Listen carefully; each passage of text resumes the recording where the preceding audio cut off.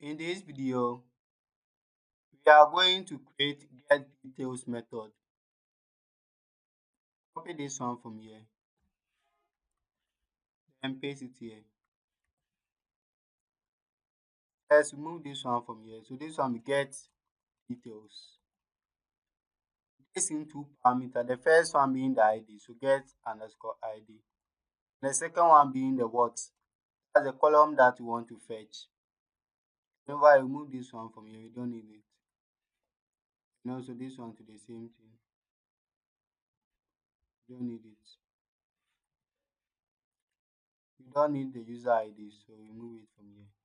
So this one is select from the column that you want to get. So this one dollar what from users where user ID is equal to this parameter. This one will be the target ID as get underscore ID, which is this one. Then remove this one from here. So this one be equal to dollar row. Then over here we return dollar row notation dollar what. So there is it. Now the next thing I want us to do is go to the functions. Whenever I will create a new function, call it name shortener. That's the name of the function. This function over here is two parameters. The first one being the name, that's the string. The second one being the limit that we want to specify. This one be limit. So over here we check strip to length. Strip to length over here we check the string length. This one be dollar name. So if name is greater than or equal to dollar limit, if the length of this one is greater than or equal to the limit being specified, then over here we return strip sub strip. So this one over here return a part of a string. The first one being the string that we want to pass inside, that's dollar name.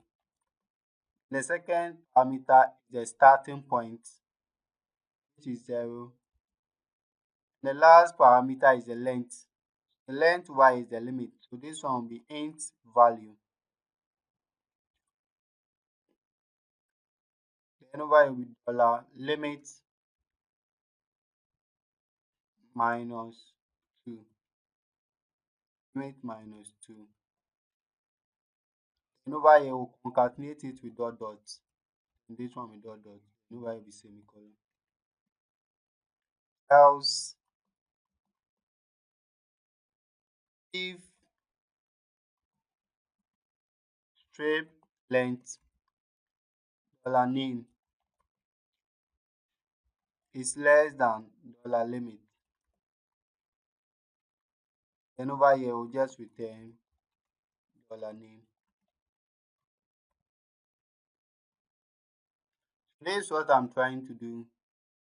I'm checking to see whether the name that we are getting from the user is greater than or equal to the limit being specified here. So if it's greater than or equal to that, then over here we'll return this one, else return this one.